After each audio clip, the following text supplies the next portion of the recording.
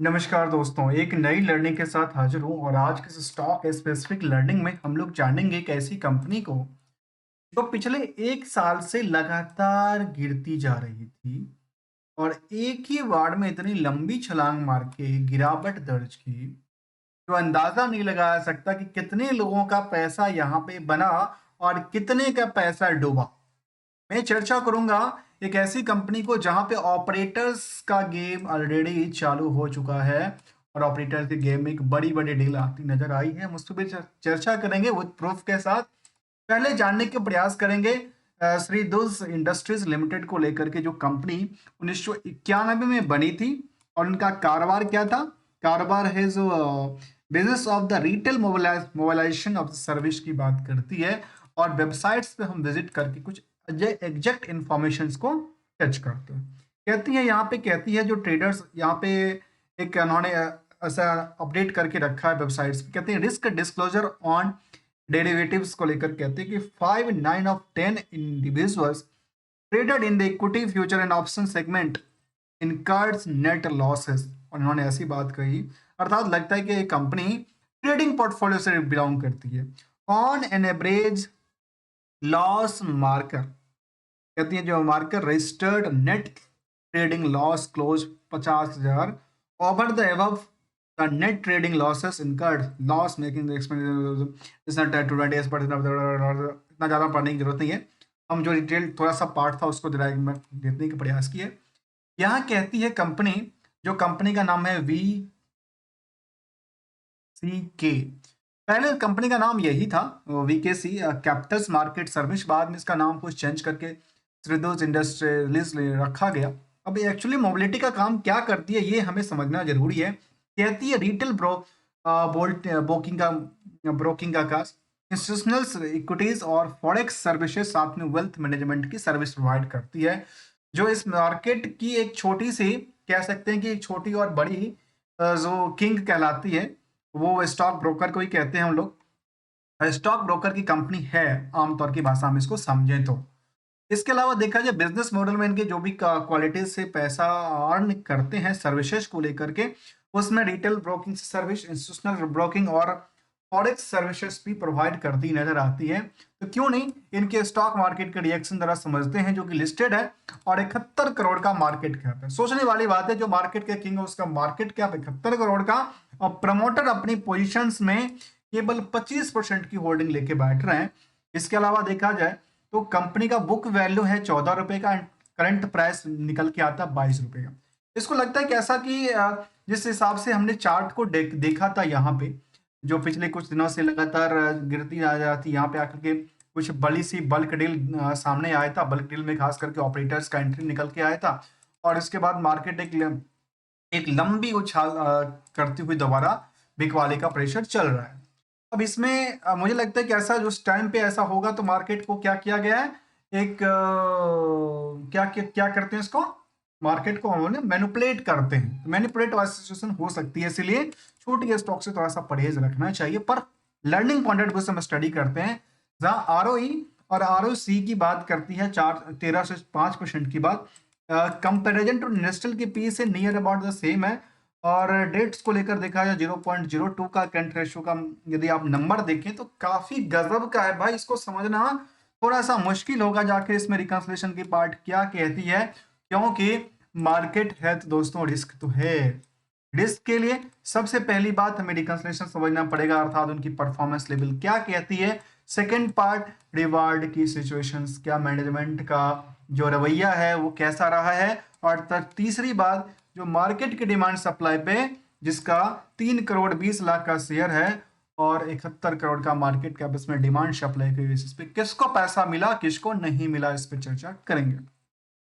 इस कंपनी में यदि निवेशकों का इंटरेस्ट को देखें तो कंपनी में शेयर होल्डर की तादाद करीब 11,000 के आसपास कहती है और 74% से ज्यादा की होल्डिंग किसके पास है, पब्लिक के पास है। मैं चर्चा इसलिए कर रहा था, मैंने एक कंपनी का नाम इसमें सर्च करते करते मुझे मिला कि एक दूसरे से लिंक लिंक कर रही थी। मैं आपको नाम बता देता हूँ।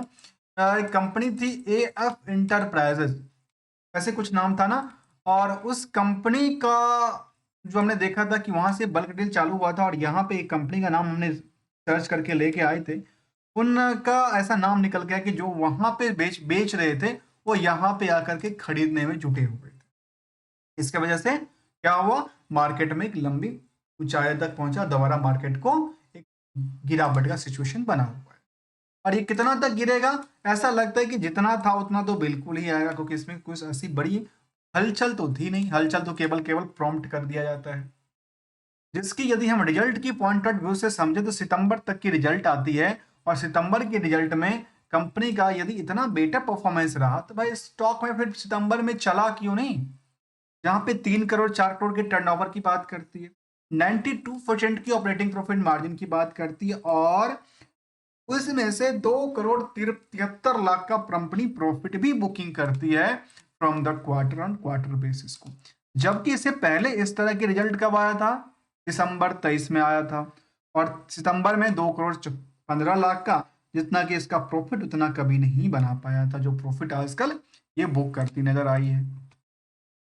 इसके अलावा यदि ईयरली ग्रोथ की तरफ ध्यान दें तो कंपनी का यदि हम ध्यान देते हैं इसकी कंसोलिडेटेड डेटा की तरफ, कुछ कुछ है कि नहीं है, तो 2005 के बाद ऐसा रहा नहीं।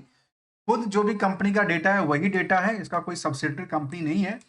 यहाँ पे देखा गया कि 12 महीने में 9 करोड़ का टर्नओवर करती है, जिसमें कि 3 करोड़ के प्रॉफिटेबिलिटी बुक करती है, नियरली 40% की प्रॉफिट ऑपरेटिंग प्रॉफिट मार्जिन रही, और अदर इंटरेस्ट की burden, other source of income बिल्कुल ही नहीं का आंकड़ा कहती।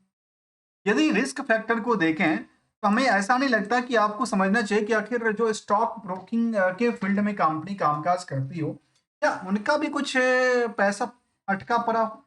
जैसे मान लेता हूँ आपने शेयर खरीद लिया और उसको फीस नहीं दिया, ऐसा हो सकता है, पॉसिबिलिटी है।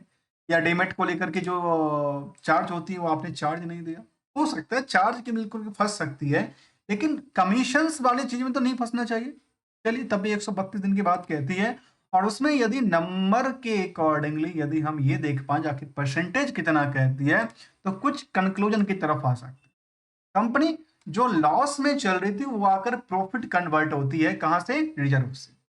अब आती है इनकी कर्ज को लेकर के, कर्ज लगातार क्या कर रही है, घटा रही है, और यहां तक देखने को आई जो कंपनी में न्यू फंड इंक्लूड करते जा रहे हैं, अर्थात मार्केट में न्यू शेयर, इक्विटी शेयर को उन्होंने बिकवाली किया, और वहां से उन्होंने फंड ले लिया, और फंड वो कहाँ जाकर जमा हो जा गया, रिजर्व सरप्लस में रह गया। उससे कर्ज किया क्या, अपनी बोरोइंग्स को उन्होंने पे आउट किया, और दूसरी इनके पास बाकी चीज देखे तो कुछ है ही नहीं, केवल और केवल अदर एसेट्स के अंदर आइटम पड़ी हुई है। अर्थात कंपनी के पास खुद का एक लैपटॉप, कंप्यूटर, मोबाइल भी नहीं है। सोचने वाली बात है दोस्तों कि फिक्स एसेट्स में ऐसा कोई भी डेटा की बात नहीं, लगता है कि सब के सब रेंटेड ही चला रहे हैं या पेपर पे ही दिख रही है। एक सिंपल सी बात समझने की प्रयास करता हूँ, यदि कोई कंपनी है तो फिक्स एसेट तो कुछ तो होगा, कंप्यूटर होगा, लैपटॉप होगा, मोबाइल होगी, जो ब्रोकिंग का कामकाज करती है उनका ऐसा कुछ है ही नहीं। जबकि कंपनी में इन्वेंटरीज की बात किया जा रहा है जो कि 4 करोड़ की बात करती है। अब इनमें क्या ट्रेडिंग करती है, तो ट्रेडिंग में इन्वेंटरीज हो सकता है, कौन सी ट्रेडिंग करती है स्टॉक में। इसके अलावा इनके यदि रिसीवल्स पार्ट को देखें तो 7 करोड़ के रिसीवल की बात करती है, और रेस्ट फंड को उन्होंने अदर साइट्स के अंदर ट्रांसफर करके रखा हुआ। अब यदि हम रिस्क फैक्टर के अकॉर्डिंग देखें, हमारे सामने दिखता है क्या जो ट्रेडिंग कंपनी वाली करने वाली कंपनी है, क्या उनके बैंक में पैसे नहीं है, कहते हैं बिल्कुल नहीं है, बैंक तो बिल्कुल खाली है, 80 करोड़ के आसपास, 80 लाख के आसपास फंड पड़ा हुआ है, कोई बात नहीं। यदि कंपेयर करें, आज के टाइम की बात भी करें, तो इनके पास फिक्स एसेट्स नहीं है, और जो पैसा अदर एसेट्स से आएगा वही कभी रिलायबल पेमेंट हो सकता है। अब यदि हम इनको उन पहलुओं की तरफ ध्यान दें जहां पे हमारे सामने 7 करोड़ की टर्नओवर कहती है जो उधार उधार में चली गई, तो देखिए मैं इन दोनों क्वार्टरों का डेटा को मर्ज कर देता हूं। कितना होता है, 5 करोड़ 1 लाख के आसपास भी नहीं होता, कितना होता है, 4.5 करोड़, 4 करोड़ 51 लाख। और इनका मार्केट में कितना पैसा था, 7 करोड़ उधार था। जब कंपनी कहती कि हमारे पास 92% की ऑपरेटिंग प्रॉफिट मार्जिन है, भाई ये पैसा फिर गया कहाँ, प्रॉफिट तो बना रहे हैं 2 करोड़ का, और आपकी उधार जो पड़ी है लगता है कि काफी दिनों तक पड़ा हुआ है, 1 1 साल तक पड़ा होगा, हो सकता है, जबकि इनको रिस्क फैक्टर कहते हैं। और ईयरली ग्रोथ की तरफ भी ध्यान देंगे तो कंसोलिडेटेड टेस्ट के बारे में ये निकल के आई, जो सेल्स को लेकर के बढ़ोतरी होना चाहिए था वो हुआ नहीं, प्रॉफिट लेकिन बढ़ोतरी हो गया। स्टॉक प्राइस सीजीआर में पिछले कुछ दिनों से गिरावट दर्ज करती है, और उससे पहले तो बेटर परफॉर्मेंस की बात कर, और देखते देखते स्टॉक की बात करूं तो पिछले केवल और केवल अक्टूबर की बात करूं तो 3 अक्टूबर को इसकी प्राइस 16 रुपए के आसपास थी। यहां से करीब करीब ये मान लेते हैं करीब 40% के आसपास यहां से बढ़ जाती है, 40% के आसपास यहाँ से बढ़ जाती है, और कहाँ पे चले जाती है, उससे ज़्यादा चले जाती है शायद बेटर। यदि देखा जाए तो चार जो स्टॉक की प्राइस थी वो हायर टू कहाँ तक गया था, नियरली इसकी प्राइस गई थी 28 रुपए तक प्राइस गई थी बाबा। 16 रुपए के स्टॉक से 28 रुपए पे जाना कितना हो गया, काफी बेटर हो गया ना। इसको देखें तो करीब 60% की जंप कर गई यहाँ पे, कुछ दिनों के अंदर की बात करूं तो 60% की रिटर्न दिया जिन लोगों ने यहाँ पे अपनी बेटिंग लगाई। और फिर मार्केट गिर के 28 से 22 पे आ गया, फिर से 30% की गिरावट दर्ज कर ली। और इसी आंकड़ा के साथ यदि हम देखें पिछले पुराने हिस्टोरिकल डेटा को, इस तरह के कई बार इसमें इस तरह के रैली को बनाई जाती है और रैली को तोड़ी जाती है। इसके लिए दोस्तों एक गोल्डन रूल को हम लोग समझेंगे, जिनले की वजह से शायद सबके लिए एक ही फॉर्मूला अप्लाई होता है। सबको चाहिए प्रॉफिट, कोई लॉस लेके नहीं जाना चाहता, लेकिन हम लॉस को मिनिमाइजेशन और प्रॉफिट को मैक्सिमाइजेशन की तरफ एक गोल्डन रूल पे चर्चा करेंगे। पिछले 5 सालों में 2400% की उछाल आती है इस स्टॉक में, सोचने वाली बात है। और जो प्राइस करीब 2 रुपए के आसपास प्राइस थी, आजकल 22 रुपए के प्राइस आसपास चल रही है। इस कंपनी में एम्प्लॉय कितने, 4 एम्प्लॉय। भाई 4 एम्प्लॉय के लिए कंप्यूटर मोबाइल लैपटॉप नहीं होगा क्या, तो मान लेते हैं 2 प्यून होगा, 2 उधर होगा, कुछ भी नहीं है, बैठने के लिए चेयर टेबल भी नहीं है इस कंपनी के पास। जबकि इस कंपनी का बात किया जाए तो हमारे सामने ये दिखती है, जो ईयर्स में बजाज फाइनेंस, जियो फाइनेंशियल जैसे कंपनी शामिल है, और यहाँ भी लोगों का इंटरेस्ट कम नहीं है कंपेरिजन टू द बाकी कंपनियों में, अर्थात अभी तक डेटा बेसिस में यही कहते हैं। इसके अलावा की डिविडेंड का कोई ट्रैक रिकॉर्ड नहीं था कंपनी का।